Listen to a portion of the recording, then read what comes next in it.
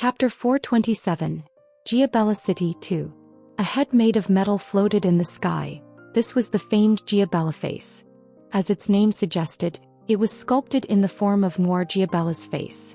And this bizarre flying object was as large as a sizable mansion. Moreover, there wasn't just one of them flying about the city. When Eugene had checked the guidebooks, they had only mentioned the one Giabella face. But now there were 3 Giabella faces flying in the skies above Giabella City. Although they all sported the same face, the hair attached to each of the heads wasn't identical. There existed clear differences between their hairstyles and individual hair colors. What kind of crazy, Eugene muttered, his brow furrowed as he stared up at the 3 Giabella faces. He found it extremely difficult to understand just what kind of twisted person with twisted sense could come up with such bizarrely shaped flying objects. Perhaps someone might be able to claim to see some sort of artistic value in them, but to Eugene, they just seemed like a manifestation of Noir Giabella's characteristically self-obsessed narcissism. However, these flying heads did not seem to just be floating around without any meaning or purpose to their existence. After Eugene reached into his cloak to get hold of Akasha, he unconsciously let out a sigh. They're even more complex than most signatures, Eugene realized. He could tell that each of the Giabella faces was made from a combination of several different types of magic, but even with all of Eugene and Akasha's abilities combined, it was impossible to see all of the magic that had gone into making one of those Giabella faces. It was clear that since Noir was openly displaying them in the skies above her city instead of hiding them away somewhere, it meant that she must have already put a lot of work into ensuring that no one would be able to see through them. She's previously shown that she can extend the power of her demon eye of fantasy through the eyes of those flying heads. Then does that mean she can link all 3 of them together to expand the reach of her power? No, that's impossible, Eugene told himself. If that was possible, she might be able to cast the power of her demon eye of fantasy over extreme distances just by sending a Giabella face to another city, but that would be absurd. If something like that was truly possible, then she would be able to conquer an entire empire with just a single Giabella face. Noir Giabella should only be able to extend the power of her demon eye of fantasy through the Giabella face that she is personally riding, Eugene decided. But even that alone was an amazing feat. Looking at the size of a single Giabella face, Noir would be able to meet the eyes of most of the inhabitants of an entire city, which would allow her to cast a fantasy over all of the inhabitants at once. While examining the movements of the flying Giabella faces, Eugene continued to ponder. The remaining 2 might also serve some kind of role. No, perhaps they were just made so that she could show off her face more. Considering Noir's personality, something like that wasn't completely impossible, but when Eugene took a look at all the dark power that had gone into their construction, it didn't seem likely that they would not be serving some kind of purpose. Since they were flying above the city's center, it seemed like Noir might currently be riding in one of them, and as for the other 2, Eugene speculated that if he were to destroy just one of those heads, the crater that would be left in the ground from its fall would be around the same size as the one left by the Dragon Demon Castle. But even with such dangerous flying objects with mysterious purposes floating over their heads, there were far too many eager visitors still wanting to enter the city. This was the city that attracted the most tourists in all of Helmuth. The entrance fee charged just to pass through the city gates alone was considerable, but plenty of people were still waiting in line ahead of them to enter through the distant city gates. Even with all of that, the fact that this line was only so long was all because Giabella City had placed restrictions on how many were allowed to enter. Any ordinary person would have to book in advance and wait several months if they wanted to enter Giabella City, and even if you did pay extra under the pretext of making a donation for a priority ticket, it was still impossible to enter on the same day. However, Eugene had a badge that had been directly gifted to the Ruhr Kingdom. Thanks to it, he was able to head straight to Giabella City after leaving Ruhr. But looking at the speed at which the line was moving, it seemed like he would have no choice but to stand in line like this for at least a full day. It wasn't like there wasn't a way for them to receive special treatment. Looking far ahead into the distance, Eugene could see that there was a separate line for VIPs seeking to enter the city on the other side of a holographic screen. Even as he had stood here waiting in line, Eugene had already watched several long dark limousines drop off their VIPs at the gate before leaving. While this wasn't likely to happen thanks to his possessing the Ruhr Kingdom's badge, if Eugene were to reveal his identity right now and ask to be let in, the staff stationed at the entrance would surely lead Eugene inside immediately. Considering that he was planning on revealing his whereabouts to the world in any case, There was no need for him to attempt to hide his identity through the use of a pseudonym. But even so, wouldn't it be too embarrassing to go up to one of the demon folk manning the line, reveal his identity and demand special treatment? He might already be planning to spread his whereabouts, but he didn't want to reveal himself in such a shameful manner. So, in his heart, Eugene was caught between weighing his pride against his reason. Hehe. The holographic screen that was dividing the two lines suddenly let out a static sound. The movements of the idols on screen, whose dance steps were as sharp as a knife, suddenly froze before an entirely different image appeared in their place. The appearance of the owner of Giabella City, Noir Giabella, had appeared on the holographic screen. Most of the people who were standing in line let out noises of surprise when the screen suddenly changed. This couldn't be helped, as the Noir that was currently shown on screen was in the middle of soaking her body in a large bathtub.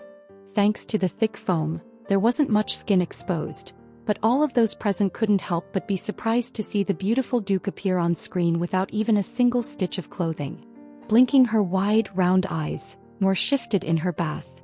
While brushing away her water-soaked bangs of hair, she leaned her head forward, her gaze darting here and there as if she were searching for something.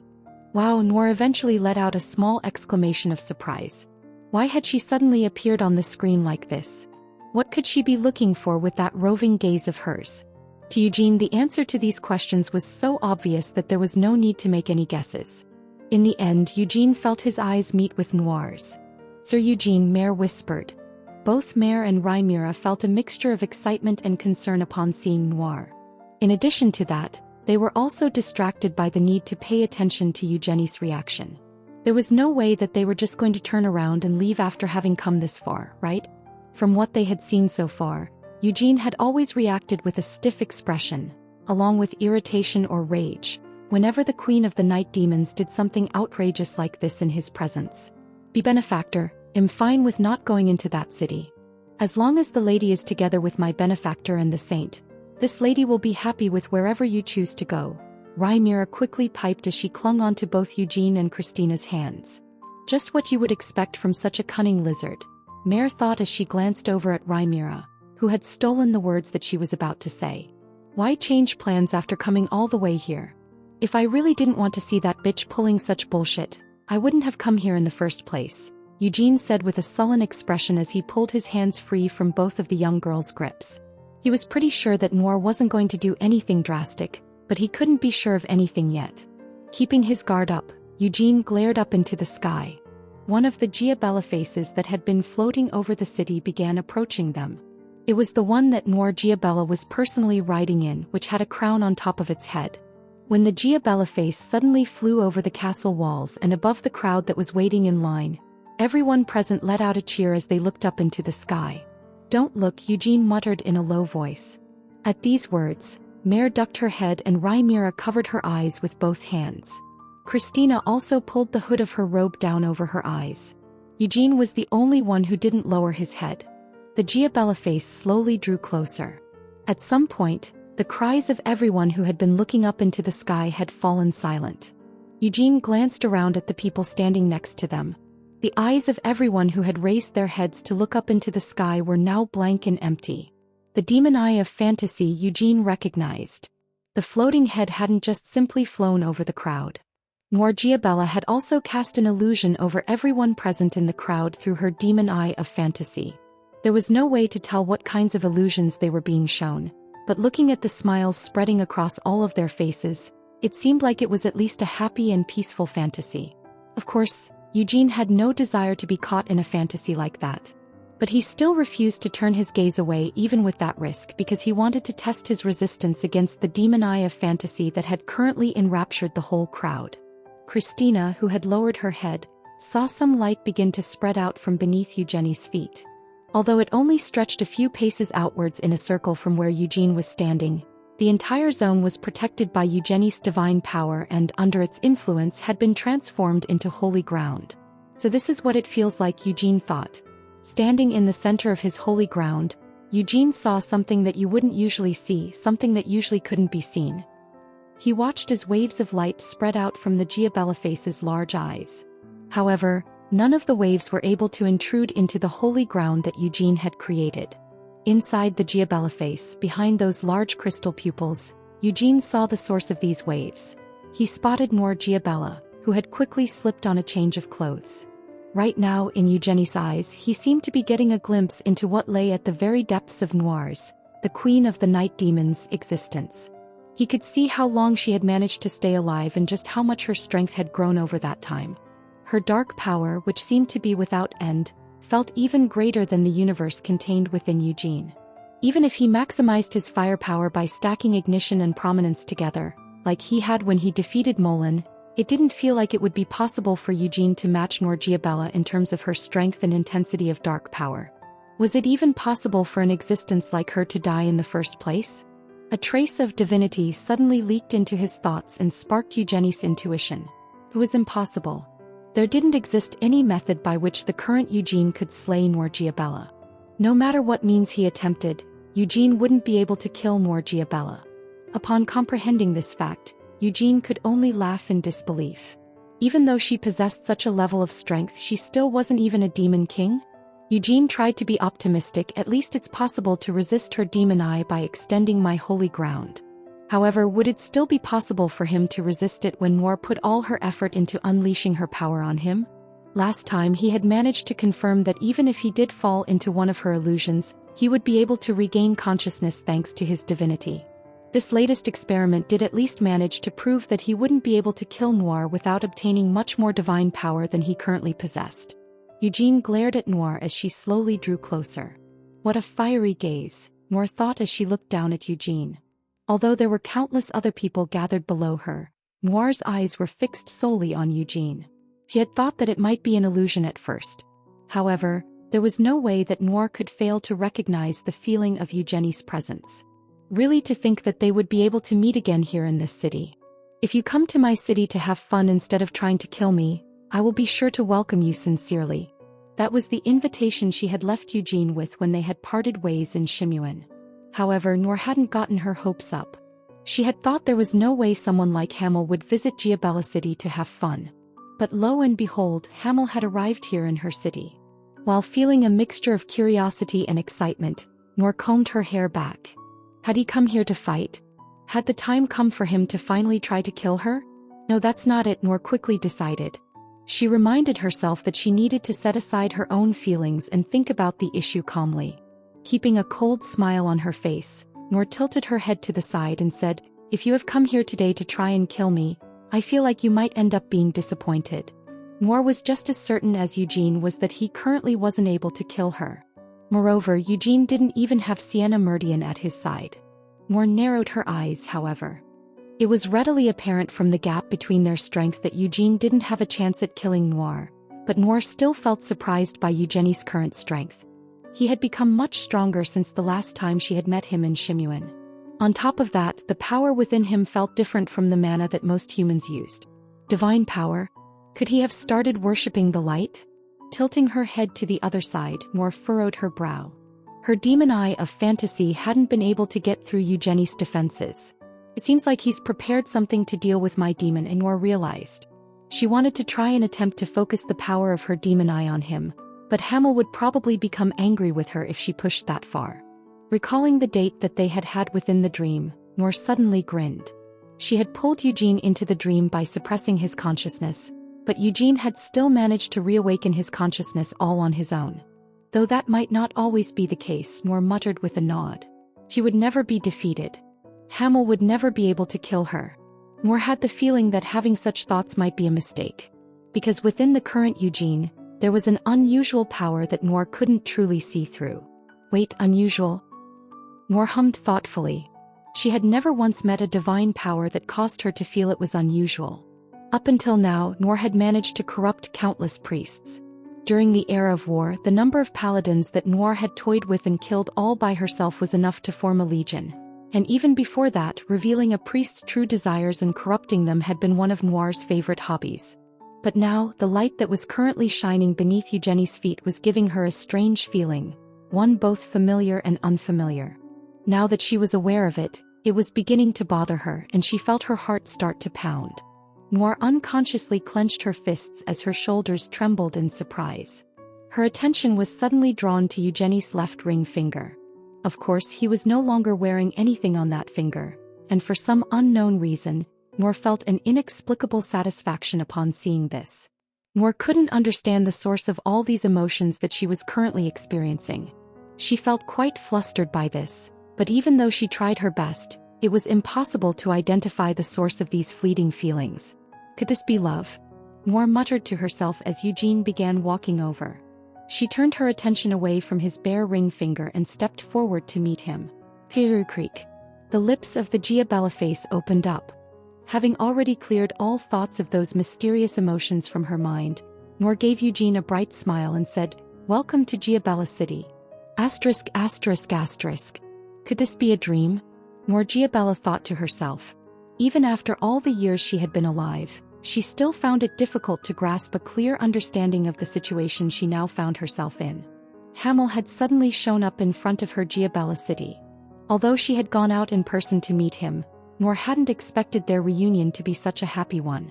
She had thought that things would play out just as they had before, with her being met with a few harsh words and for all of her love-filled invitations to be deflected by him. "I'm glad to see you again, Hamel. How are you? Would you like to come in and take a flight with me?" She had said all this while fully expecting him to reject her. She had been waiting for him to swear at her and tell her to fuck off, but instead, Eugene had just said fine. It was a reply that she couldn't have ever imagined from him. Noor had yet to shake herself free of the questions that had flooded her head when he had surprised her. Noor, who had just been standing there with a blank look, belatedly came to her senses and turned to look beside her. Hamel? They were currently inside the Giabella face, in the gorgeous room that Noor usually resided in. Eugene and his companions were all currently in the same room with her. Eugene, who had been glaring down at the city through the front window, now turned around to look at her in response to her call. "What?" Eugene grunted. Noor coughed awkwardly. Ahem. "It's just that this is very unexpected of you." Christina was standing quite far apart from them while holding on to Mare and Ramer's hands. She was just as taken aback as Noor had been by Eugenie's unexpected response and subsequent actions. Though as they had come to Giabella City, it was only natural that they would end up coming into contact with Noor Giabella. "What on earth is he thinking?" Anis muttered, unable to understand what Eugene might be planning. Christina also felt the same way. Suppressing her anxiety, she stared at the backs of Eugene and Noir. "Sister," Christina silently called out. "Yes, I saw it as well," Anis confirmed. Earlier, before the lips of the Giabella face opened up and Noir walked out, Eugenie's expression had suddenly changed as he was watching the Giabella face gradually draw closer. His eyes, which had been filled with his wariness of Noir, had shaken as his brow and lips twisted into a grimace. Christina and Anis knew all too well what kind of emotion that expression was meant to convey. Despair. But what on earth could have prompted it? Christina asked herself. Could his despair be because of the gap Eugene had sensed between himself and the Queen of the Night Demons? No, there was no way that could be the case. The two saints knew that Eugene would never feel despair in the face of something like that. "It's because I also have a lot of questions about this strange device," Eugene answered Noir's unspoken question with a stiff expression. "That's why I didn't refuse your offer. I just thought that I would be able to get a better look at it from the inside rather than staying outside." His claim was true to a certain extent. Eugene didn't say anything further as he turned his gaze away from Noir. Even though he had just given her such an excuse, Eugene wasn't able to truly focus on examining the inside of the Giabella face. Instead, he glared down at Giabella City through the window that he was currently standing in front of. At the same time, he kept shooting glances at the dim reflection of Noir Giabella that was visible in the window. Chapter 428. Giabella City 3. This really wasn't like him. Eugene himself was more aware of this fact than anyone else. It was true that he had been curious about the Giabella faces, but to the extent that he would willingly enter Noir Giabella's room on his own 2 feet? In the end, saying that he might be able to see something else from the inside was just an excuse. What he was actually looking at currently was the view of Giabella City from high above, as well as the reflection of the room that was dimly visible in the glass, including the reflection of Noir Giabella. Eugene had already realized the intent behind the gaze that she was directing at him. It was because he understood that Noir had noticed something was wrong for Eugene to feel so disgruntled and upset. The divinity that had leaked into his thoughts and the intuition that this had sparked had made it so that, for a single moment, Eugenie's eyes had seen and understood far too much. It had allowed him to assess Noor Giabella's true strength. It had given him a deep insight into her very existence. Until that point there hadn't been any problems. It wasn't like Eugene had seen anything too unusual. However, Eugene also naturally came to a particular revelation. It had to do with the moment of Agaroth's death. Who was it that had had the most impact on Agaroth in that moment? Who was it that Agaroth had ordered to flee for her life at the very end? Even at that moment, when the war god himself had decided to face his own death and drove his own divine army into annihilation, Agaroth had hoped that a specific woman would escape and manage to survive even just a little bit longer. He had not wanted her to witness the sight of the god dying. That woman was the saint of the god of war, the Twilight Witch. And from Noor Giabella, Eugene had sensed the presence of the Twilight Witch. Although not even a trickle of Agaroth's divine power remained in the current Noir, Eugenie's divine inspiration had allowed him to intuitively grasp the nature of Noir's soul. So Eugene was now faced with a mix of emotions. Eugene could think of himself as Hamel, but he did not identify himself as Agaroth. This was because he had never lived as Agaroth. In the end, Agaroth's memories and emotions, all of the baggage that came with that, felt like they belonged to someone else. Even after becoming aware that he was Agaroth's reincarnation, Eugene still wanted to distinguish himself from that god. Eugene grimaced in silence. The queen of the night demons, Noor Giabella, among all of the demon folk, she was the one who was seen as the closest to becoming a demon king, no, a greater demon king. Her reputation wasn't just developed over the era of war. Even before that, she had already possessed a notorious reputation as the queen of the night demons. Her having such a title could only mean one thing. It meant that Noir had already been recognized as being at the pinnacle of all demon folk even before the war. Of course, examining such ancient history was a challenging prospect, but there was no need to go so far into the past just to get a rough idea of who Noir was. During the era of war, the number of soldiers defeated by Noir alone could have filled several legions. By both Eugene and Hamel's standards, Noir was an enemy that had to be killed no matter what. But such a certainty was now being contaminated with Agaroth's feelings. This posed a terrible and disgusting problem for Eugene. No matter what type of relationship Agaroth may have developed with the Twilight Witch after accepting her as his saint, everything to do with that bond should belong solely to Agaroth, not Eugene. So why was that bond and those emotions which didn't even belong to him shaking Eugenie's will? Eugene turned his head to glare at Noir. "You're really doing this out of curiosity?" Noir asked him quizzically. Noir wasn't in a position to empathize with Eugenie's current emotions. Her strange feeling of affection from earlier at the sight of Eugenie's bare left ring finger had come and gone in an instant. And just like Eugene with Agaroth, it hadn't left much of an impression on who Noir was. Eugene had first inherited Agaroth's divine sword. As a result, the reawakened divinity was slowly growing stronger, and Eugene himself had purposefully sought to view more of Agaroth's memories. Just like the memories that the city buried in the abyss beneath the deep sea had awakened in Eugene, Agaroth's lingering feelings for the Twilight Witch, which had stayed with him until the very end, were also emotionally affecting Eugene. However, Noir had no such connections that would allow her to recall her past lives' memories or emotions like Eugene had. She had experienced some fragments of nostalgia after sensing Eugenie's divinity, but that was all, and she hadn't felt anything more than that. But this was only natural. Right now, she was no longer the saint of the god of war, nor was she the Twilight Witch. She was Noir Giabella, queen of the night demons, duke of the Helmuth Empire, master of Dreamia and Giabella City, and owner of the Giabella Park. With a playful smile, Noir leaned closer toward Eugene. Her every action oozed seduction. The gown she had thrown in a hurry slipped down slightly, blatantly exposing more of Noir's pale skin. Noir lowered her voice and said, "Hamel, I've always made sure that you know how much affection I bear for you, so much so that my lips are just aching from saying the words over and over again, but even so, we are still enemies, aren't we? Even if it's you, I can't just reveal all of the secrets of my amazing Giabella face." Noir knew that this sort of approach wasn't one that Eugene enjoyed. While things might not be all that different for the current era, in the past, mercenaries and prostitutes were the two professions that were especially seen as inseparable. This was particularly the case during the era of the war, when most mercenary companies had been accompanied by a group of prostitutes. Yet even so, Hamel, who had first made a name for himself as a mercenary, didn't have any tolerance for this type of temptation.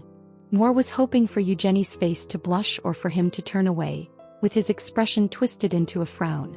Because either way, Noir would be amused to see Hamel being bothered by her advances. However, this time Eugenie's face didn't flush, nor did his expression twist into a frown. That's right, Eugenie readily agreed, nodding without agitation, to the point where it was Noir who found herself feeling embarrassed instead. We are enemies, he asserted. Eugenie's sense of reason had defined Noir as his enemy. He had always thought that he would definitely have to kill Noir someday. However, from the depths of his heart, a desire for a slightly different relationship with her was beginning to sprout. Eugenie was able to clearly distinguish the source of this feeling. It didn't belong to either Hamel or Eugenie. Like Noir had just whispered, Eugenie and Noir saw each other as enemies. Her words managed to cool Eugenie's agitated heart. Noir wasn't disappointed by Eugenie's tack of an obvious reaction. Hamel, have you come here to kill me? Noir asked with a smile on her face. Noir wasn't disappointed by Eugenie's response. Instead, she was thrilled by the spine-chillingly cold killing intent that came rolling off of him. If that is the case, then I will be sure to give you an enthusiastic response, but I'm afraid you will just end up disappointed in the end, Noir warned. Setting aside her own excitement, Noir's eyes were flashing as various thoughts ran through her mind. Sienna Meridian wasn't here with Eugenie. It was true that there might be no one in this world who could actually replace someone like her, but Eugenie hadn't even thought of bringing another helper with him in her place. Should she really consider a hatchling as something ferocious when it wasn't even fully grown? Should she smother it with all her might before it could grow into a mighty dragon? But in the end, even if it was tuned up by its master, a familiar was still ultimately just a familiar. And as for Christina Rogerus, the saint of this era? Certainly, Noir knew that she could no longer afford to look down on Christina. When they had first met in the snowfield, it had not seemed like Christina had anything that particularly marked her out as the saint. But perhaps it was because Christina was influenced by the presence of the hero, or it might have been thanks to her experience from taking part in the subjugation of a demon king. But Noir could now sense a special kind of strength coming from Christina that made it impossible to doubt that she was indeed the saint. And if we're not here to kill you? Eugenie asked. What are you going to do then? Noir smiled. We might be enemies, but that's not all we are to each other, no? I happen to think that our relationship is a very special one. But honestly speaking, as long as the two of us try to end each other's life someday, then it doesn't matter what kind of relationship we have prior to that. A very special one, she said. Eugenie clicked his tongue as he once again turned his head away from her. Right now, it would be impossible for me to kill you, Eugenie reluctantly admitted out loud. Hee hee, Noir giggled, feeling a mischievous sense of sadism at seeing his quiet acknowledgement. To think that there would ever be a situation where Hamel would end up walking into the palm of her hand all on his own accord. If he had just accepted her previous offers to have fun, she could have given him all the fun he would ever want, but Noir set such thoughts aside. 300 years ago, Hamel wouldn't have had any reason to accept any of her offers, but now they weren't in the middle of a war. Besides that, Noir had more important things to think about because this wasn't just any ordinary city. This was Noir's city. Welcome to Giabella Park, Noir declared proudly. This was the most luxurious city in all of Helmuth. A city where you could enjoy whatever pleasures or entertainment you desired so long as you could pay the price, that is. The staff of Giabella Park would welcome all of the guests who came to them with a smile. Even if that guest was the hero who someday intended to destroy this city.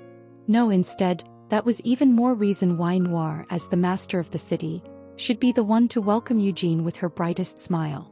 What would you like to try first? The attraction that draws in the most people to this city is the casino, but I don't really think you would enjoy visiting the casino all that much. Hamel. Noir trailed off just as she was chattering away, her gaze drifting to the side. She had spotted Mare and Rhaenyra, who were holding on tightly to Christina's hands while hiding behind the saint. Noticing the youthful excitement in the eyes of the two girls, Noir gave them a wide grin. Young Noir began to speak, only to pause soon after. Was it really appropriate to refer to these two as young children? Noir pondered that question for a moment before deciding that it would work, as the two in front of her were children based on their outer appearance. She continued speaking. We also have many attractions for younger children. The motto of our Giabella Park is that we are a theme park that can be enjoyed by people of all ages, Noir declared proudly. Rhaenyra and Mare swallowed involuntarily at the words attractions for younger children. Noir spun around and strode over towards Christina. He didn't just simply walk over though. As she approached, Noir's loose-fitting gown began to cling to her body and then transformed into a completely different outfit. Noir's clothing had become a colorful and fancy ball gown, like those worn by the princesses in Grimm's fairy tales. 1. Click, click, click, click. That was the sound that Noir's new heels made with each step she took. As if showing it off, Noir blatantly pushed out her chest and glared down at Christina when she reached them. Christina, as well as Anis inside of her, couldn't help but glare back at Noir, who was still puffing out her chest with a fierce look in their eyes. If they truly wanted to compete with Noir's blatant challenge, they didn't think that they would lose, but what Noir was doing seemed so ridiculous that the choice didn't appeal to the two saints, not to mention Noir's actions were so vulgar it just left them feeling irritated. However, apart from all of that, they couldn't help but also feel intimidated. Noir's purple eyes gave Christina a frightening sensation. It was as if they wanted to devour the saint's entire existence. "What is it?" Anis demanded, stepping to the forefront of their shared consciousness. For some reason, Hamel was showing a strange reaction to this queen of sluts, but now wasn't the time to ask the reason for that. It couldn't be. Anis hastily tried to deny the first possibility that came to mind. "I can't think of anything in particular that you might want to see. But perhaps even someone like you might have a few secret desires?" Noir asked, her eyes shining with light. Noir casually tried to reach beyond the surface of Christina's consciousness to skim her subconscious lightly, but she found that the saint's mental barriers were stronger than she had expected. Though just based on appearances, it seemed like there were some shady desires filling the depths of Christina's heart. Noir was certain that the day would come when she would expose the saint's secret desires. "The light is constantly illuminating both my body and spirit, so how could there be anything like secret desires hiding within me? If you don't have any reason to keep looking at us, please step back or at least turn your head away. Morgiabella, every time you open your mouth, the stench of dirty rags is so strong that I find it hard to breathe," Anis said with a sneer. Her rant had come out of seemingly nowhere. Noir's eyes widened into circles as she stared into Christina's face and gasped, "Oh my, there's no way." Anis was also just as shocked, regretting the flood of words right after she had finished unleashing them. "Is it because she's a clone of Anis?" Noir wondered. Noir had recognized the similarity between Anis and Christina's facial features right from the start, but she never would have imagined that their resemblance would go all the way to the sharpness of their tongue. No, perhaps Anis had also been reincarnated from the afterlife into Christina Rogerus. Noir sorted out her expression as she came up with various assumptions. "Your words are so vulgar that they're incomprehensible. I don't even want to say anything in response," Noir said in a huff before crouching down. Noir did this in order to put herself on the same eye level as Mare and Rhaenyra, who were still hiding behind the saint. At this move, Anis took a step back. In fact, what she actually wanted to do was to plant her knee in the center of Noir's face as soon as she bent over, but Anis barely managed to hold back the urge to do so. "Please do not get close to my children," Anis and Christina both said together in the same cold voice. Noir raised a brow. "Your children? Even though they're not actually your children?" "I said don't come any closer." The saints merely repeated their warning, ignoring Noir's words. Rhaenyra was so moved by these words that tears began to well up in her eyes. Although Rhaenyra had always wanted to call Christina her mother, she had never been able to bring herself to call Christina that or ask for permission to do so. But to think that she would actually hear such affectionate words spoken directly by her adored saint. Even Mare, who was holding on to the saint's right hand, felt a similar surge of emotions to Rhaenyra's. Of course, she did have Sienna Meridian as a creator, but where in the world would you find a law that said someone could only have one mother? In some situations it was normal to have two mothers. A mother who personally gave birth to you and another mother who breastfed you. As Mare had these thoughts, she tightened her grip on the saint's hand. "I'm not going to do anything nasty to these two. I also happen to really like children," Noir said as she raised her hand. Whoosh. From out a distorted area of space, a basket that wouldn't appear out of place at a picnic suddenly appeared. "Also, with these, I'm pretty sure these two will definitely take a liking to me, right?" Noir said confidently. Noir reached in and pulled her hand out of the basket, and when her tightly clenched fist opened, 2 sparkling coins were lying in the palm of her hand. "This is a coin which surpasses Giabella Park's famous special coin, the special coin," Noir revealed. At the words special, the two girls' eyes widened in both shock and desire. "Let me just say, this is a type of coin of which only 2 exist in the entire world. Noir described seductively. Though of course that's only natural. After all, I personally made these coins specially for the two of you just now. Nothing is impossible with these special coins. Whoever has these coins is on the same level as a god here in Giabella Park. Anise frowned. What kind of crazy? Noir interrupted her. I'm just being generous. In any case, it's not like you came here to try and kill me. Isn't that right, Christina Rogers? If you really care about these children, you can't just arbitrarily suppress their own desires and not let them do what they want.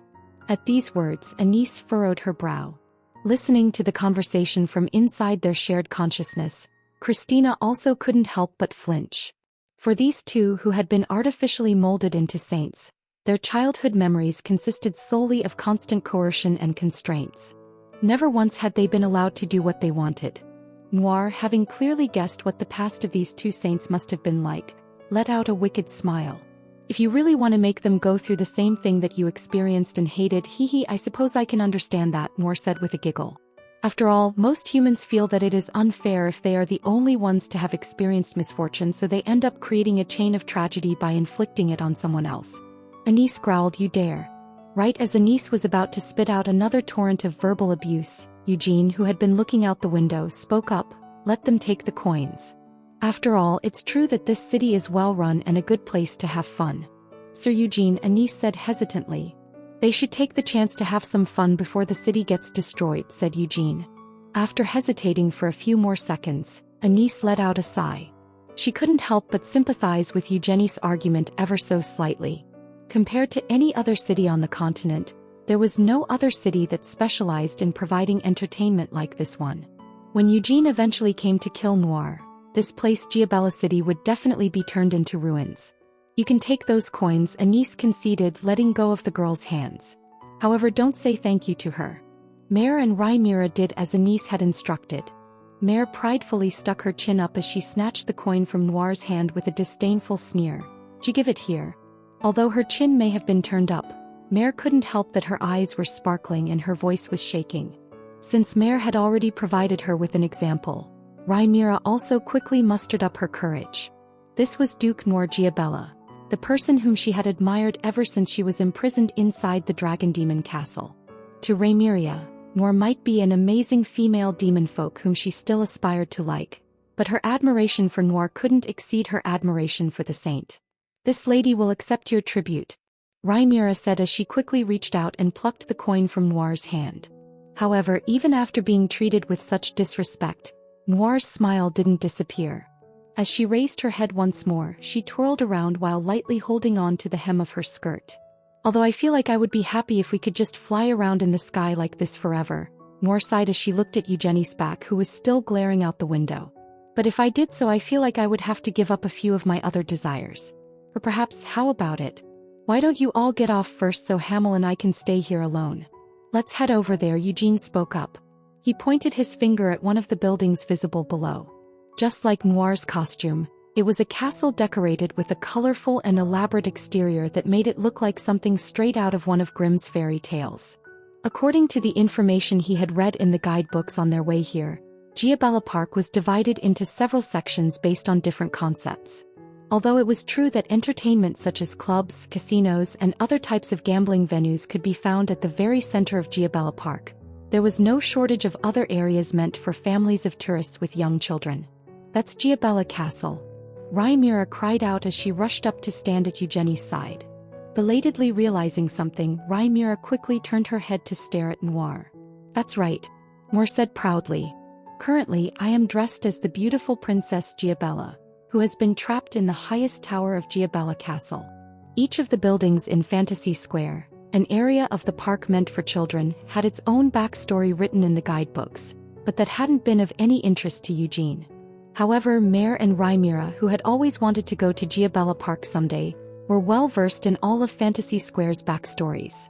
Far down below the floating Giabella face that they were in was the Giabella Castle, which was the most luxurious hotel that could be found in Fantasy Square. At the same time, it was the center of all the attractions and backstories located within Fantasy Square. Princess Giabella was said to have been imprisoned in the tallest tower of Giabella Castle, waiting for the hero who would one day come to rescue her. As such a cliché fairy tale ran through Mare and Rhaenyra's heads, The Giabella face was drawn closer to the castle Eugene had pointed out. "I'll give you the room on the top floor," Noir offered. "It's a secret room that not even one of the continent's kings would be able to request." Secret room. Just how thrilling did those words sound? Mare and Rhaenyra seemed like they were about to faint from excitement. While examining their expressions, Noir expertly drew out the reactions that she desired. "Do you know what the room on the top floor means?" Noir's fingers snapped together, making a clicking sound. At this gesture, the surface of the large lake located in the garden of Giabella Castle began to tremble. The tourists who had been enjoying the lake's various rides screamed in surprise, but instead of abating, the phenomenon occurring in the lake actually grew into a large whirlpool. "It's the evil dragon, Caecaria," Mare and Rhaenyra shouted as a huge black dragon's head emerged from the whirlpool. It was obvious who the dragon was meant to be from its black scales alone, but Rhaenyra didn't seem to have recognized it. "God!" Flying out of the lake, Caecaria breathed out flames as it climbed up to the tower. "In this castle, there exist all kinds of dangers that threaten the kind-hearted princess," Noir narrated. Boom, boom, boom. The skies above the castle suddenly turned dark. Along with the sound of crackling lightning, a huge shadow was cast over the castle. The giant shadow was of a wizard wearing a large hat and holding a staff. "It's the Wicked Witch. She whose name must not be spoken." The gender could be inferred through the shadow's long, fluttering hair. "She whose name must not be spoken, huh?" Indeed, it would have been risky for Noir to caricature Sienna, who was admired by all of the wizards on the continent, in the same way she had Rhyzakia. The highest tower of Giabella Castle is where the princess, who is hiding from the courtship of the dragon and the jealousy of the witch, hides, Noir revealed. At some point, Noir had moved to stand behind Mare and Rhaenyra. She laid a hand on the two girls' shoulders while whispering into their ears, "The fact that you two will be staying in that room means that you are the princesses trapped in the castle." Mare and Rhaenyra both let out a scream of excitement at the same time. 1. The original Korean text actually uses the word Grimm, so we can just guess that maybe Eugenie's world also has fairy tales written by individuals named Grimm. Chapter 429. Giabella City 4. "I wonder what his problem is," Noir asked herself. After dropping Eugene and his group off at their rooms in the tower, Noir immediately departed from Giabella Castle. She had been tempted to head in with them and spend more time with Eugene, but since Eugene's condition seemed a bit different from usual, Noir also had no choice but to give up on that plan. "At least he still has the same level of killing intent. Well, indeed, there should be nothing that would change his murderous intent towards me," Noir muttered as she sat down in a plush chair. Was it because of the dream she had shown him last time? It was true that Noir had provided him with a lot of information about Revesta and Vermouth. However, such a favor wouldn't be enough to erase Hamel's acute killing intent. In fact, even now Hamel still showed as much hatred for and desire to kill Noir as he always had. But it could also have left Hamel feeling a little doubtful of their enmity. Noir could understand why that might be the case. In the end, the man she loved was only human after all, so he might not be able to understand right away how Noir thought as a demon folk. "You don't want me to hate you. Having received help from you several times, you want me to accept you or perhaps join hands with you to fight against the demon king of incarceration together." She hadn't even bothered to let him finish speaking. Such words weren't worth listening to in the slightest. From Noir's perspective, Hamel's words seemed incredibly cute. Of course, Noir didn't want any of that. While Hamel just wanted to kill Noir, Noir actually had two things that she desired: to die at Hamel's hands, or to kill Hamel, who had failed to kill me. Noir hoped that Hamel would hate her so much that he dreamed of killing her. She hoped that he would hate her more than anyone else in the world. She hoped that he would one day stand in front of her, armed with his pure and upright killing intent. She hoped that he would give it everything that he had in order to kill her. But she would also be pleased if he felt a slight hesitation at the very last moment. "I'm really quite the greedy woman," Noir said with a giggle as she stroked her cheek. She wanted an emotional connection with Hamel. If possible, she wouldn't mind if their bodies mingled a few times as well. That's right, she would be happy if there could be a few more shared happy memories between them. Whether it was her or him who remained standing in the end. When they found themselves on the brink of delivering that final blow at the last moment, if they could recall those memories, Noir hoped that whoever it was, they might feel a slight hesitation. Then, in the next moment, they would overcome that hesitation. And after the victor satisfies their original murderous intent, when it becomes too late to turn back, Nor hoped that the survivor, whoever it was, would feel a sense of loss. If at all possible. Nor hoped that the survivor would then regret killing the other and be left with sorrow, regret, and even self-blame. Noir was confident that that would be her response if she won. Would that happen to you as well? However, it's strange. I guess I'm not soft enough to want to change you like that just yet. Noir muttered in a low voice as she tilted her head thoughtfully. There was something more important than that. I can't have Hamel set down his killing intent, Noir reminded herself, though she didn't really believe that Hamel would do so. Noir might want their shared memories to increase and their bond to remain stronger, but it was just as important for Hamel to become the version of Hamel that she wanted. At the very end, if he gave up on his killing intent due to hesitation, Noir would kill Hamel without any qualms. Though I do hope that you will hesitate. As for me, Noir chuckled, Fufu, I wonder if I would hesitate? I don't think I would, but both emotions and the future are equally unpredictable. If Noir really did hesitate at the last second and stayed her hand. I think it would be amazing if I died at your hands in that moment, Noir thought with a smile. However, if Hamel were to set down his killing intent before they reached that moment. Though from the bottom of her heart she honestly didn't believe that would be the case. But if he came to a misunderstanding due to the goodwill and affection that she had shown him and abandoned all his hostility and murderous intent, giving up on trying to kill her. At that time, Noir would have no choice but to restrain her greed. She would be forced to give up on her wish for any last-minute hesitation, romance, tragedy, etc. That meant then, just like she had said in the Palace of Shimuan, she would have no choice but to do all the things Hamel would hate. If Hamel were to abandon his hatred and murderous intent, she would just have to step forward personally and rekindle the said hatred and murderous intent. The two children who had let out such excited shouts at the thought of becoming princesses, the saint who had proven to have as foul a tongue as a niece, Sienna Meridian, the Lionheart twins who he had grown up with during his childhood, the biological father of Eugene Lionheart, and all the other Lionhearts. After she tore them all into pieces, then Hamel. Though there shouldn't be a need for me to go that far, Noir hummed consideringly. There was a part of her that wanted to see it happen. If she did all that, then just what kind of expression would Hamel show her? Noir addressed the absent Hamel.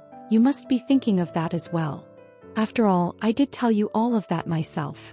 She didn't know what was currently causing Hamel to waver, but Noir still trusted Hamel.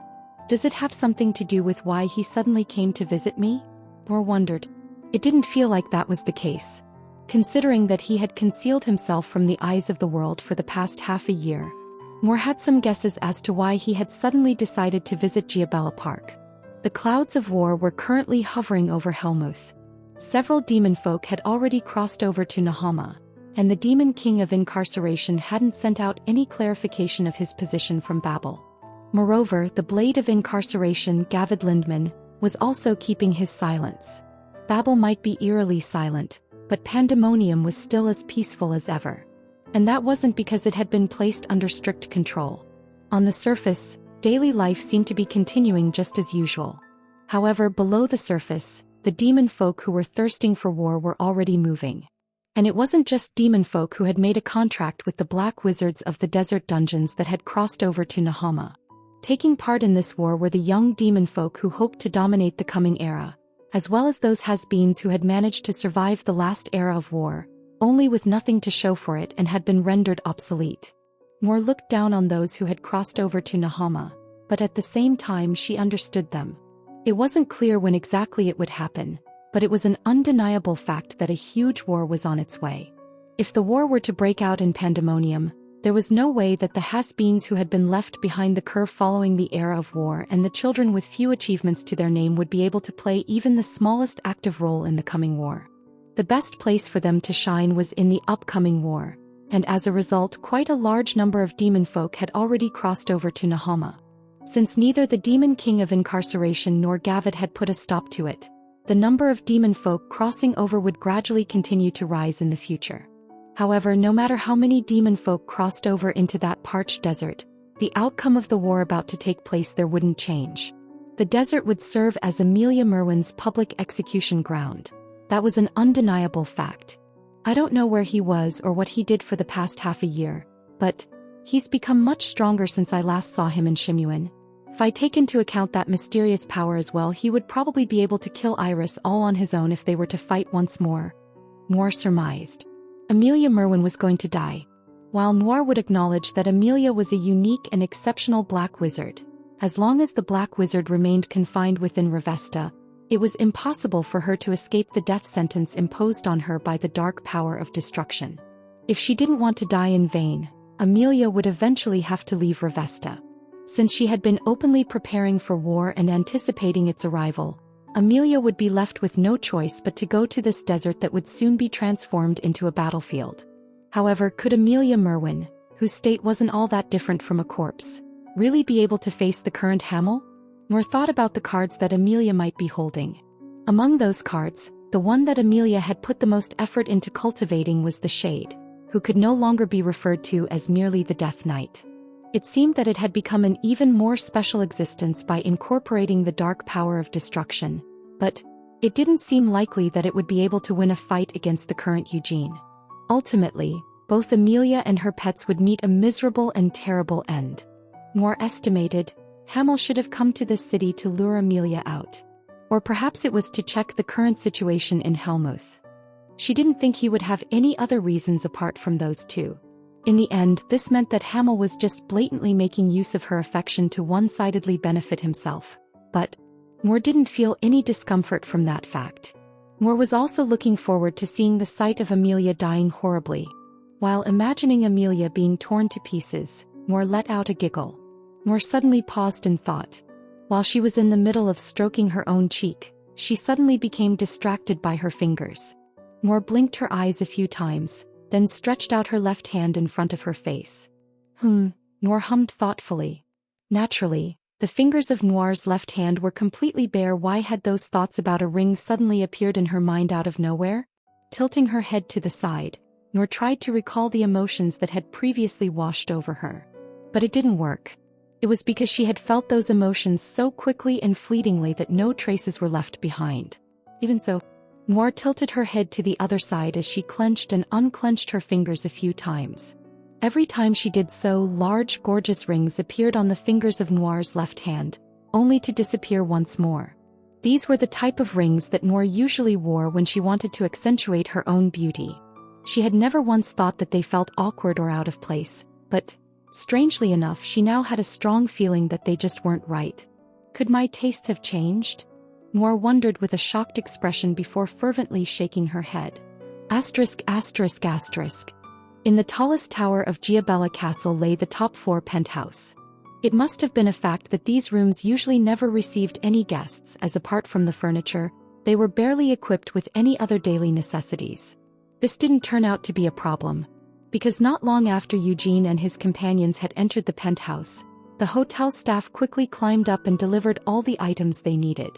Among the items that had been delivered in this fashion were several sets of clothes meant for Mare and Ramiara. Although dozens of different types of clothes were stored within the Cloak of Darkness tailored explicitly for the two girls, there weren't any princess-like dresses like the ones brought up by the staff. In the end, they spent quite some time giggling while trying to choose one of the princess dresses to wear, but they just couldn't decide on their favorite, so they changed into the dresses that Eugene and the Saints recommended. Eugene told the two girls, "Head out and take a look around before coming back." Huh. Mare looked at him in surprise. "Benefactor, are you saying that Mare and I should go out alone with no one accompanying us?" Rhaenyra asked. "That's right," Eugene confirmed. To think that Eugene would actually allow the two of them to go out on their own. Mare stared at Eugene with an expression of disbelief. Although it didn't seem like there would be any problems if the two girls went out on their own, even so, this was Giabella Park. Wasn't this still a city ruled by the Queen of the Night Demons? What if we get kidnapped? Mare asked doubtfully. Eugene cocked an eyebrow. "Who do you think would kidnap you two?" "The Queen of Sluts," Mare quickly answered. Eugene's eyes widened at Mare's reply. His surprise came because Eugene could never have imagined that the words, Queen of Sluts, would come out of Mare's mouth. He didn't think there was anything wrong about the title itself, but, even so, weren't those words a bit too vulgar and low-class to come out of a child's mouth? "Where did you learn such vulgar language?" Eugene demanded. Mare looked at him doubtfully. "Sir Eugene, are you seriously asking that question?" Eugene frowned. Then do you think I'm asking you as a joke? I first heard those words from you, Sir Eugene, as well as Lady Sienna and Lady Anise. I know a lot of other profane words apart from those, but who do you think I might have learned those from? Mare asked teasingly. Eugene clicked his tongue. Tisk. Really, now look at this girl's mouth. How cheeky. Where do you think I learned such cheekiness from? Why don't you take a guess? Mare, who was wearing a colorful princess dress, asked with a grin as she waved around a well-made toy wand. Her appearance was so cute that if Ancilla had seen her, she would drop to her knees while covering her mouth, but the words that she was spouting were supremely uncute. There's no chance that that succubus will try to kidnap you, so you don't need to worry, Eugene eventually reassured her. Why not? Mare tilted her head to the side. Because she has nothing to gain from kidnapping you, Eugene explained. But benefactor, in fact, this lady wanted to hold both your and the saint's hands while we went around sightseeing, Rhaenyra confessed with a sulky expression.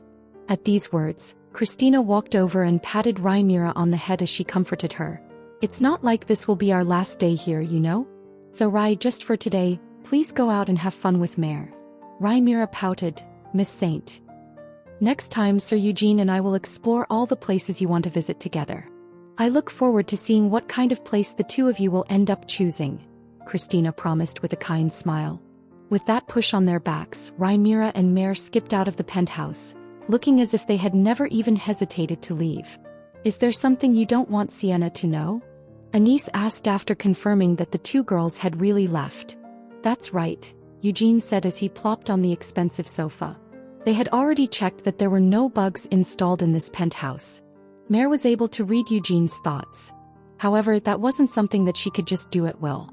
So Eugene was able to hide things that he definitely didn't want Mare to know in the depths of his consciousness. He didn't want Mare to know about Noir Giabella, the fact that she was the reincarnation of the Twilight Witch. No, it was actually Sienna to whom Eugene didn't want to reveal this news. In fact, if Eugene told her to keep it a secret, Mare would have no choice but to follow that order. But if he really did that, wouldn't he be forcing Mare to lie to Sienna? Frankly speaking, I don't want to tell you about it either, Eugene muttered with a wry smile. At that, Anise let out a snort, then picked up a bottle of liquor that had been placed in the room as part of the decor and sat down next to Eugene. Hamel, you might have been able to hide it if you came here alone. However, I came here with you, so what can you do about the fact that I've already seen it? Anise raised an eyebrow in challenge. Eugene sighed. As expected, you really did notice something? It's all because you really weren't acting like yourself, Anise muttered as she uncorked the bottle. Just like Christina, I am very good at reading people's facial expressions. Especially since we both know the feeling of despair extremely well. Anise tilted the bottle over to Eugene. Eugene didn't refuse the invitation and took the bottle. He didn't even feel like taking the time to pour it into a glass, so he just raised the bottle to his lips and poured the liquor straight into his mouth. Eugene emptied half of the bottle in a few quick glugs before handing it back to Anise. Does it have to do with Agarotha's memories? Anise asked as she assessed the remaining weight of the much lighter bottle. She wasn't entirely certain about her guess. However, for Hamel to feel despair in the moment when he was confronting Noir, whom he hated and held such a desire to kill, she believed that there could be no other reasons apart from that. As for the gap in levels between himself and Noir, that was something Eugene had already known about right from the very start. Anise knew Hamel wasn't the kind of man who was shallow enough that he would feel despair at facing an opponent who was currently stronger than himself. Even more so if that opponent was an actual enemy. Yeah, Eugene gave a curt acknowledgement. He didn't suppress the feeling of intoxication that started to bubble up within him. The inside of his stomach felt hot as if he had swallowed a flame, but in contrast, his head felt ice cold. Anise hesitated. Hamel, after seeing you in so much despair, I formed a few of my own guesses. Although she was holding on to the bottle, Anise didn't take a drink from it. This was because she really didn't feel like drinking right now. She had already known the truth from the start. After all, it was Anise herself who had mocked Crisitna's concerns during the latter's moment of anguish when it came to Agaroth and their comrades' possible past lives. However, even so, if asked whether Anise had felt just the slightest expectation of a past connection with Hamel, Anise didn't have the confidence to say that she definitely hadn't had such thoughts. Anise and Christina didn't have past lives. While Sienna and Molan know all of the people currently alive in this world might be the reincarnation of someone from ancient history, Anise and Christina could never be anyone's reincarnation. That was because both their souls and very existences were artificially created. Anise had no desire to despair over that fact. After all, their current reality was far more important and valuable than a past life you had no awareness or memory of. However, for those who did have some awareness and memory, just how heavy were the bonds from their past life? Anise finally voiced her suspicions. She's the Twilight Witch, the saint of the god of war. Anise didn't ask any further questions. In their shared mind, Christina was repeatedly letting out depressed sighs. In that silence, Eugene let out a snort of laughter and turned his head towards her. Eugene gave Anise a wry smile. Isn't this why I didn't want to talk about it? If you don't say anything, how are we supposed to come up with a solution? Anise scolded. Solution to what? Eugene asked. Anise replied, to whatever it is that you're worrying about all by yourself. He had been wondering what she was trying to get at. Eugene let out another laugh and shook his head. It looks like you're having some kind of strange misconception, Anise. There is only one solution to my problem, and I have no intention of looking for any other solution. That is why I didn't want you, Christina or Sienna, to know about it, Eugene expressed. What are you talking about? Anise prompted. So what if Noir, that bitch, is the reincarnation of the Twilight Witch? Whether or not Agaroth had any special feelings for her is none of my business, Eugene said as he took the bottle from Anise's hands once more. Under usual circumstances, Anise would have never allowed the bottle of liquor to be taken from her. But right now, even Anise couldn't help but just blink in confusion as she stared at Eugene. Eugene reaffirmed, it's really none of my business. Because I am not Agaroth. Anise listened silently, unsure what to say. In other words, how I should think of Noir is completely dependent on my current self, Eugene said before pouring all of the remaining alcohol in the bottle into his mouth. And I've decided that I am going to kill Noir Giabella. Hamel, Anise hesitantly called out. That's right, I am Hamel. I am also Eugene Lionheart, Eugene said with a laugh as he lowered the bottle of alcohol. So I'm not going to think of any solution apart from that one. Chapter 430, Giabella City 5. Such a decision was really typical of both Hamel and Eugene. Or at least that was what Anise thought. Indeed, if she tried to imagine him coming up with a response to such a problem, that was the sort of response he would give. However, was he really truly unhindered by those emotions that he claimed didn't belong to him? As she thought about this question, she couldn't help but feel uneasy. It would be better if they had never learned this fact. If that had been the case, there wouldn't be any problems now. Anise and Christina couldn't help but sympathize with Eugene for having to remember that bond. She felt it was extremely cruel to force Eugene to make such a decision despite knowing about that connection. Anise hesitated for a few moments before speaking up. Apart from that, is there really no other way? Why even look for a different method? Eugene asked. Because you might regret it later if you don't, Anise tried to persuade him. Eugene just gave a grumpy reply. I can't see that happening. Anise let out a sigh and placed a hand on Eugene's knee. Then her calm blue eyes stared directly into Eugene's golden ones. Eugene looked away. Even if it does become a regret, I'll be the one to bear it. I really don't want to see you suffer like that, Anise said sympathetically. Eugene sighed. Fine, then let's just think about it like this. If I did accept Agaroth's memories and emotions as a whole and decided that I couldn't kill Noir, would you really agree with that decision? Anise considered her response. If that's what you truly decide to do, then I would do my best to try and convince you otherwise. Sienna would also do the same. No, that's not right, Eugene shook his head.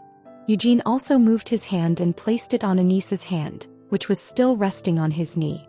Then he leaned a little closer and looked directly into Anise's eyes. Anise, Christina, Eugene addressed them firmly. The both of you are my comrades. You've devoted yourselves to helping me, and you're traveling together with me in order to slay the demon kings, right? That's right, Anise hesitantly agreed.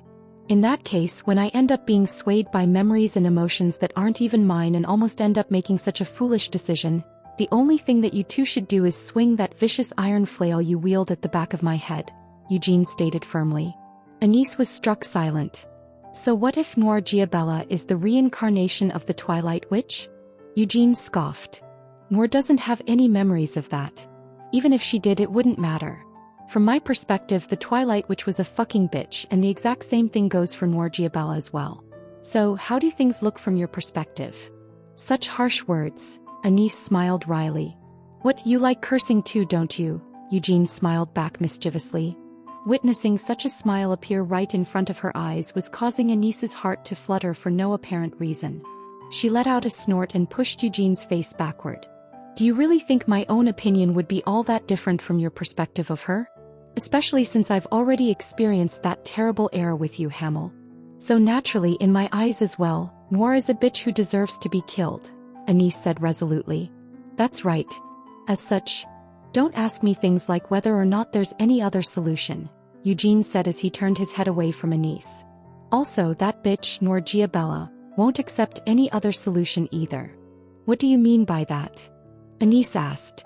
That crazy bitch wants to either die at my hands or else have me die at hers, Eugene said, frowning. Her pride is extremely high and her narcissism is terrible. That's stating the obvious, Anise muttered as she looked out the window. She was looking at the 3 Giabella faces floating in the sky as well as the towering-to-scale statue of Noir Giabella that loomed over the center of the city. The lucky Giabella statue was holding a bouquet of flowers in its right hand and a purse in its left hand. The statue was meant to be a representation of the Giabella dream, the faint hope of someday winning the jackpot at one of the city's casinos and returning home. There is no one who is as narcissistic as she is, Anise said confidently. Even Sienna hadn't put her own name on her various creations like the circle magic formula, witchcraft and the eternal whole, but in Giabella's case, there was Giabella City, Giabella Park, Giabella Face, Giabella Castle, etc. Noir had stuck her name on almost everything related to her. That's right, Eugene agreed. If I were to go up to Noir and tell her that I couldn't kill her because I actually knew her from our shared past lives and that we should instead get along peacefully, what do you think she would say in response? I don't feel like she would take that well, Anise said cautiously. She'll probably kill everyone around me, Eugene stated gravely. He couldn't even bear to think about it. Eugene's expression twisted into a scowl as he spat out. If it's Noir, then she would definitely do something like that. This showed a twisted sort of trust. Even though he hated her so much, Eugene somewhat understood Noir. Just like how Eugene was rejecting Agarotha's memories and feelings, Noir would also turn her back on the fact that she was the reincarnation of the Twilight Witch. Because to her, the only thing that mattered the most was her self-identity as Noir Giabella. All right, I understand, Anise finally acquiesced, letting out a sigh as she nodded her head. Noir Giabella and the Twilight Witch. Anise had accepted that it wasn't a matter that could be handled by arguing about it with Eugene. Anise changed the subject. What else do we do while we're in this city? Sightsee, Eugene answered. Really? Anise asked doubtfully. I don't really have any desire to go to a casino, so we can wander around this area while sightseeing. Then at night I can investigate this city on my own, Eugene revealed his plans. The more colorful the city, the starker its contrast between night and day. Eugene wanted to take a look at the darkness of Giabella City. The blacker and more rotten that darkness was, the more his hesitation about Noir would disappear. The conversation between the two fell flat. Neither Anise nor Christina were in a hurry to say anything to Eugene and were satisfied just keeping an eye on him. Why do you keep staring at me? Eugene eventually asked. Then would you rather I stop looking at you? Anise replied with a sulky expression. Eugene couldn't be sure whether it was Anise or Christina who had responded just now. The answer was probably both.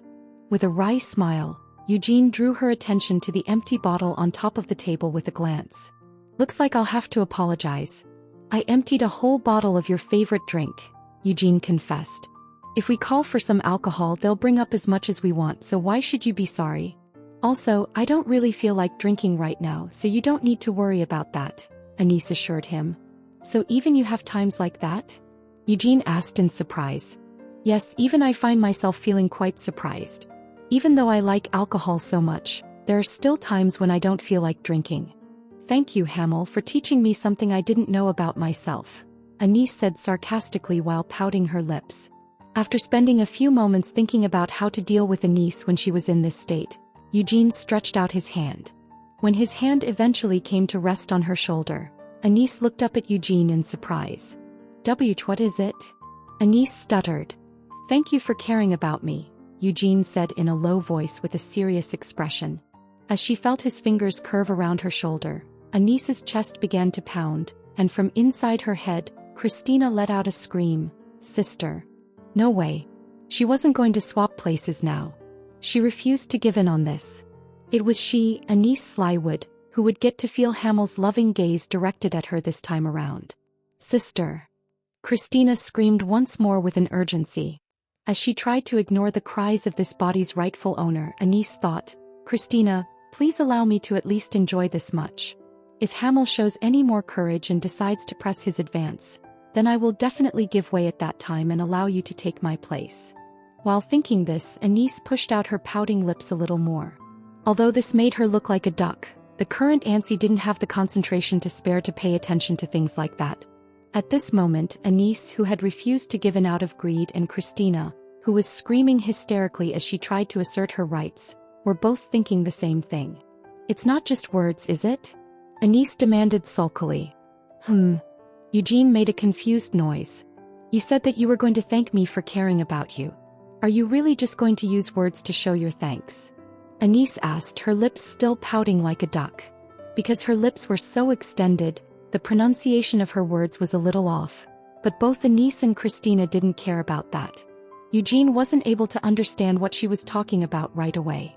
However, as Anis kept pouting her lips and shooting him a blatant look, even Eugene eventually couldn't help but understand what she was trying to say. Eugene hesitated. Hamel. Christina and I have always been there for you. I don't know what Christina might think, but as for me, if it was for your sake, I would even accept death, Anis promised sincerely. Sister, why did you have to put it that way? I would also be willing to die for you, Sir Eugene. Christina quickly stepped forward and added her own endorsement to Anis's words. How could Anis, who had already been dead for so long, die for his sake at this point? Eugene was extremely curious about this question, but he felt like he would get a few smacks from Anis if he said anything out loud, so he kept his mouth shut. So for us, saying something like, "Thank you for caring about me," doesn't really convey any sincere feelings of gratitude, Anis insisted. Eugene was taken aback. Even so, since I am grateful, I should at least say thank you. Isn't that why I already said it? Do you really intend to just leave your thanks as words? Really, now that I think about it, you've always been like this, Anis interjected with a sigh, her lips that had been sticking out like a duck now retracted once more. As she looked into Eugene's wavering eyes, which showed that he wasn't sure what to do, Anis let out another deep sigh. Why wouldn't this idiot start eating when the table had already been set in front of him? Hamel, just think about what's happened in the past 6 months. Christina and I followed your will and spent all of that time on a snowy mountain where it snowed heavily every single day, Anis complained. Yeah, Eugene guiltily looked away. Well, the hot tub Molin dragged out was pretty satisfying, but other than that, there was nothing that I could describe as being good or even adequate about our accommodations, Anis sniffed. On top of that, it wasn't like I was just resting comfortably every day, was I? Hamel, it was all thanks to both you and Molin coming back every day with broken limbs while covered in blood. Eugene couldn't come up with anything to say. Anis's glower deepened. Moreover, it wasn't even just once a day, was it? You two had to get treatment from Christina and me 2 to 3 times a day. Eugene feebly tried to argue. I said that I was very thankful for your treatment every time I received. How many times will you make me ask if you think you can actually smooth things over with just words? Anis demanded, narrowing her eyes as she shot a glare at Eugene. So what else was he supposed to do apart from saying thank you whenever he was feeling grateful? Eugene suddenly recalled how Anis had stuck out her lips earlier. Anis, your body, well, I mean, it belongs to Christina, doesn't it? Eugene hesitantly asked. Anis rolled her eyes. Oh my God, Hamel. Just what are you trying to say now? Christina is the one who's passionately wishing for you to do more than just pay lip service. Sister. Christina cried out in protest. It's actually quite fortunate that you can't hear with your own ears what Christina is screaming in my head right now. How could you be so naughty, disgraceful, and shady, Christina? Anis said while pretending to be shocked. Christina demanded, Sister, get out of my head right now. Hey, don't you think you're being too harsh with your words? Anis, who had never expected that Christina would actually try to issue her an eviction notice, let out a shout. In any case, Hamel, since Christina also wants all of this, there's no need for your pointless consideration. You should know what I'm talking about, right? Eugene coughed awkwardly. Ahem. Ahem. Seems that you really are quite the ungrateful bastard. Just how many times have I saved you when you were about to die? Anise raised her voice in anger. When she chose such an angle of attack, there was nothing that Eugene could say or do in his defense. So without hesitating any longer, Eugene yanked on Anise's shoulder, pulling her closer. Anise was so surprised by the sudden pull on her body that she couldn't even make a sound.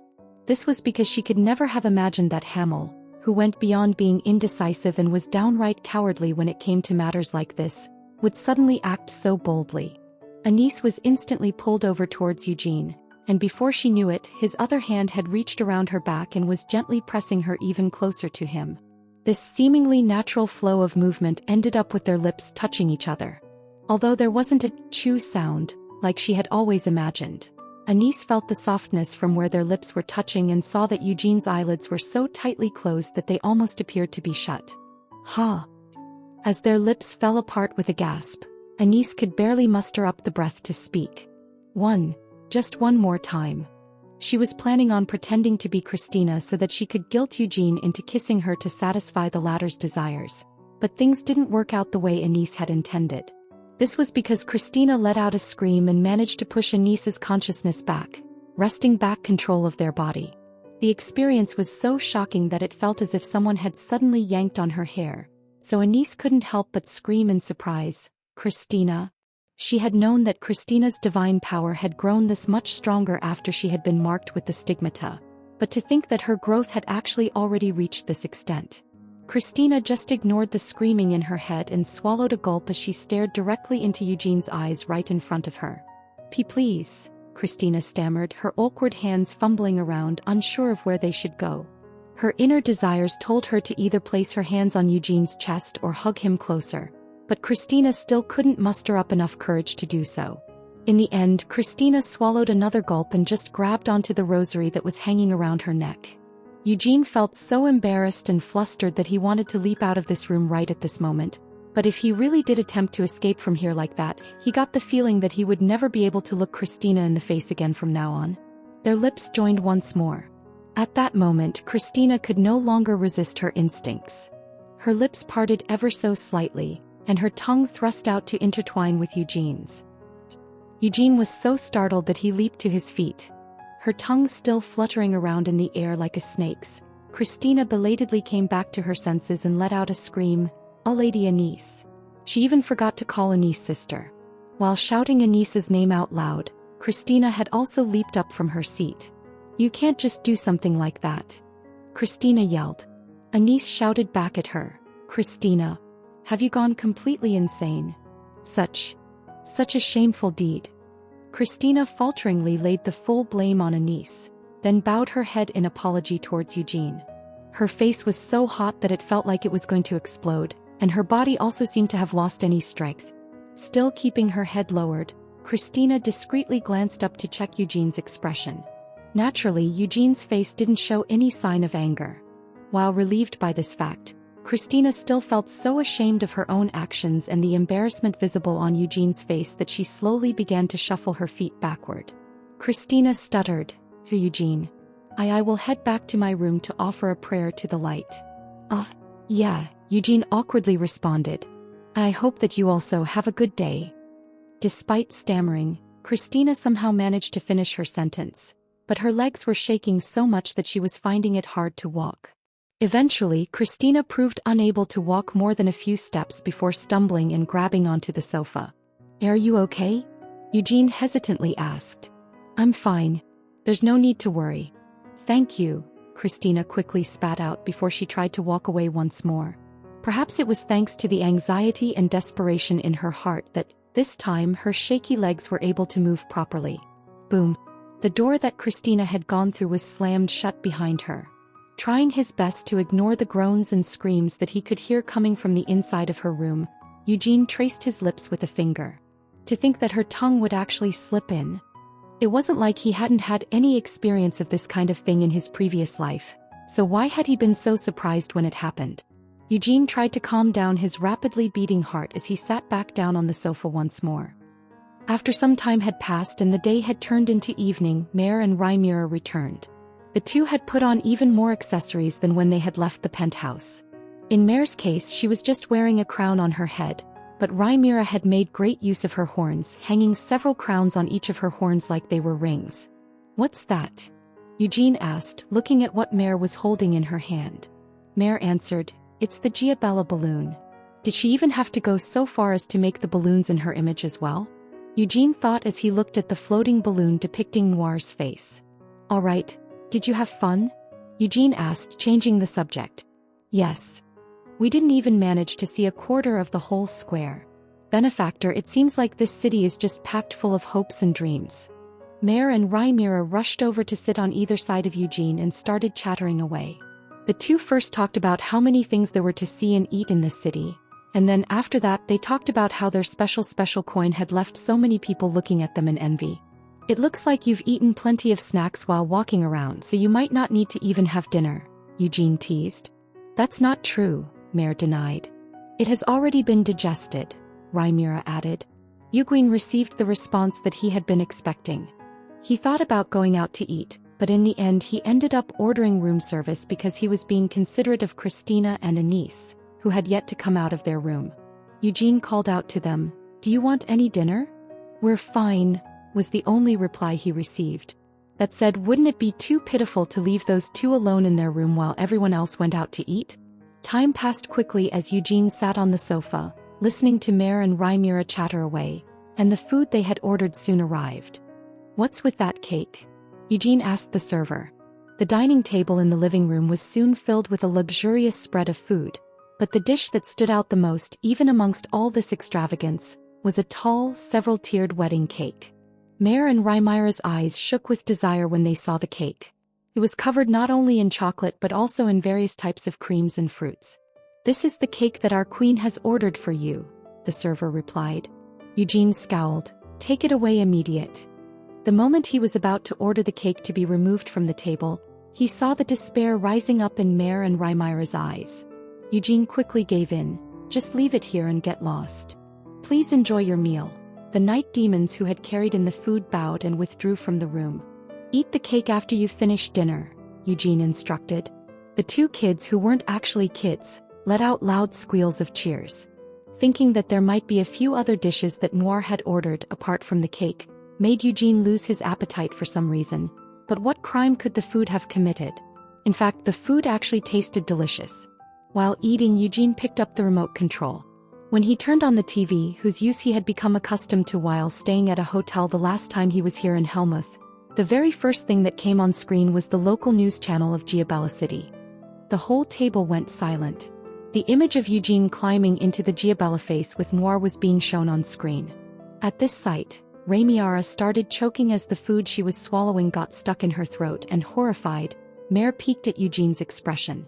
However, Eugene simply changed the channel without showing any particular reaction. The channel he landed on this time was a news channel that aired throughout Helmuth. The hero Eugene Lionheart was seen visiting Giabella City, which is ruled by Duke Giabella. Accompanied by the saint Christina Rogerus and holding the hands of two children, he looked more like a young father than a hero. For what purpose has he, the hero, come to Giabella City? Could it be that he just came to enjoy himself in Giabella Park, which Duke Giabella has worked so hard to complete?